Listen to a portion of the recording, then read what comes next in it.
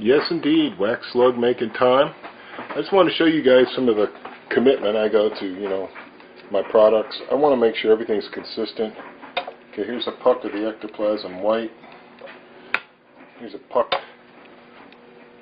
of the Federal Burgundy, identical weights. Okay, what I'm going to be doing is I'm going to make up 25 shells using one of my grid boards with the white, and that's just to make sure that it definitely works. I've done this before, but I'm just going to do it again just to show you guys. The process is pretty simple. I use a camp stove pan that I've had for many years. Nobody really likes to use it except me, so don't have to worry about people complaining about me doing the deal. I put it on medium. I heat it directly because it has to get up to about 175 degrees to melt the microcrystalline wax. And then while that's melting, I go ahead and I start putting my shots into here. And my grid boards really do facilitate making these things. If you've ever made these and you just set your hulls up, you know that there's a chance they'll tip over, and you're definitely going to get waxed on the sides of it.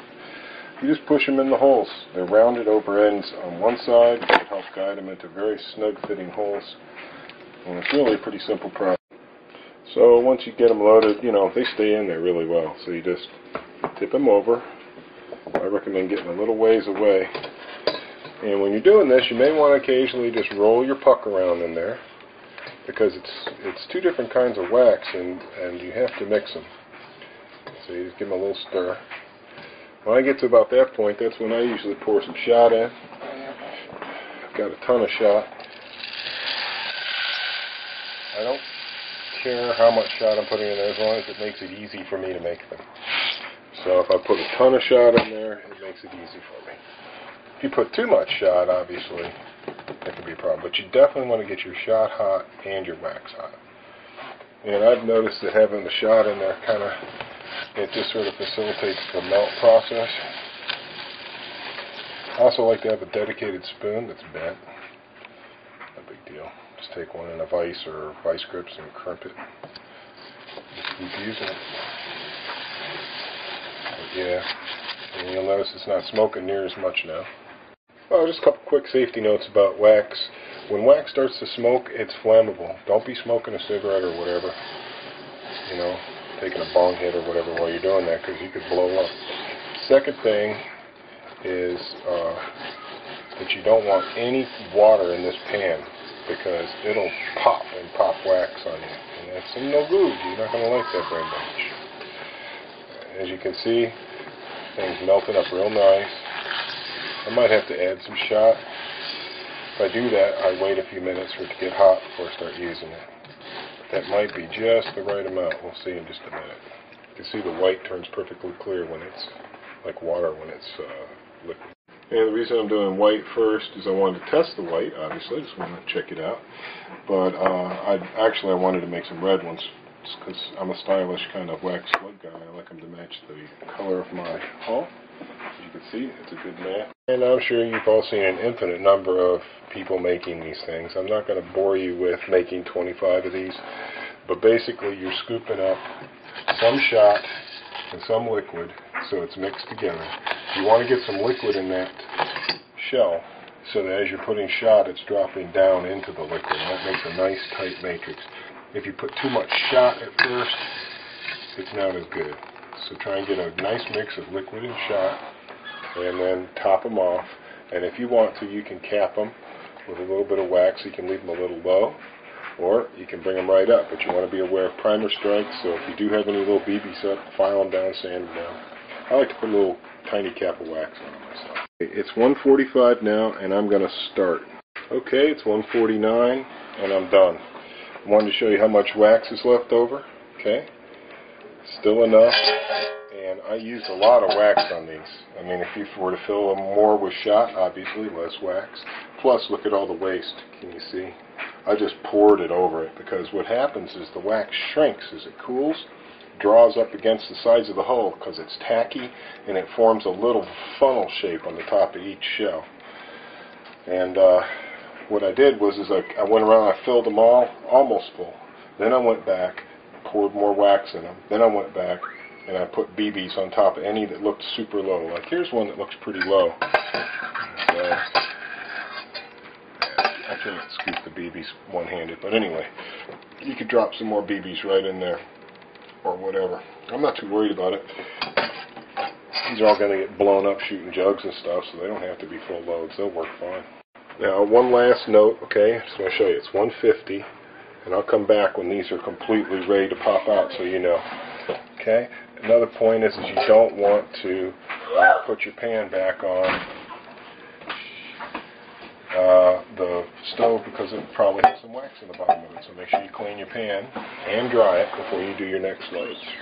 Okay, there's the time. They're not quite ready yet, but they're soft and they firmed up a little bit. And this is when I take my little metal card, and if I've got one with a whole bunch of wax around it, I can just slice that right off of there with the card, and then I salvage the wax. I just hang on to it for my next time I'm doing that.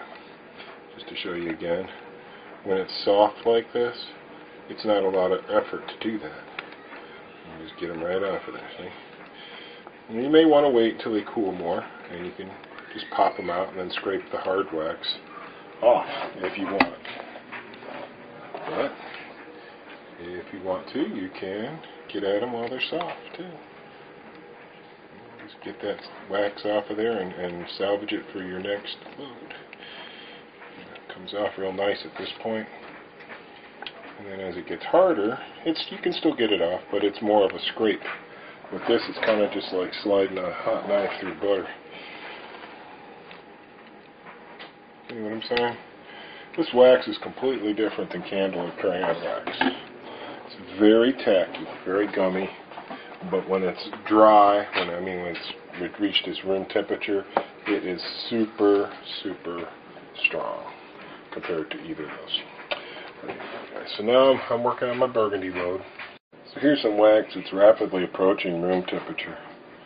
But you know, yeah, you can do this with like candle wax when it's really hot, but you can't keep doing this. But with this stuff, it's like bubble gum until it gets really cool. So right now I'm saying this is probably about maybe 90 something degrees at the most. But you can see that it's very, very pliable and tacky.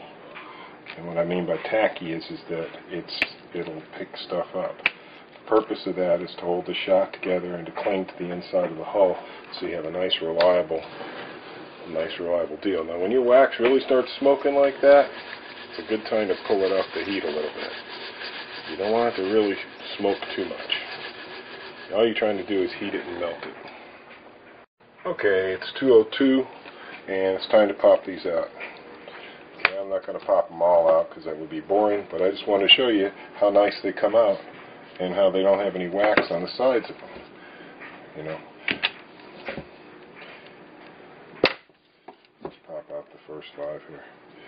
So it just makes it cleaner, faster, easier, and you can figure out how long it would take you just judging from the time I've taken.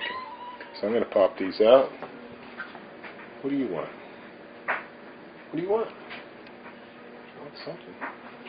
Pop these out and get going on my burgundy. Okay, my wax is hot enough I can turn the heat off. Load up some more and do another load.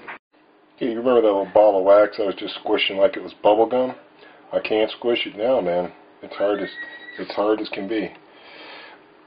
Or if I push really super hard to like I'm almost breaking my thumb, see, it doesn't blow apart like candle wax or crayon wax. It stays together. And that's what it happens when it hits the target. It stays together. It keeps all your shot in a wad. It's the whole difference between this and other waxes. Instead of your shot just going boosh as it hits the target, most of it stays stuck together. Cool stuff. Alright, 2:08, and I didn't have 25 to do, but I did have 22 to do. I got plenty of wax left over to do more. I'm just going to leave that in the pan. What I do is I just kind of shake it out so it's flat. I let it all dry, and then it's nice like that. And if I want to do a different color, I can pop that whole plate out of there. By putting this in the freezer, it makes it shrink enough you can get it right out. There you go. Federal Burgundy. And here's Ectoplasm White. See, it kind of turns a weird ghosty color. Nice stuff, man, nice stuff. So, can't wait to go blow some stuff up. That's it for wax slug making with the new colors, Ectoplasm White and the old color, Federal Burgundy, which I still love. And if you guys want some of this stuff, get with me. I'll give you good pricing on large quantities.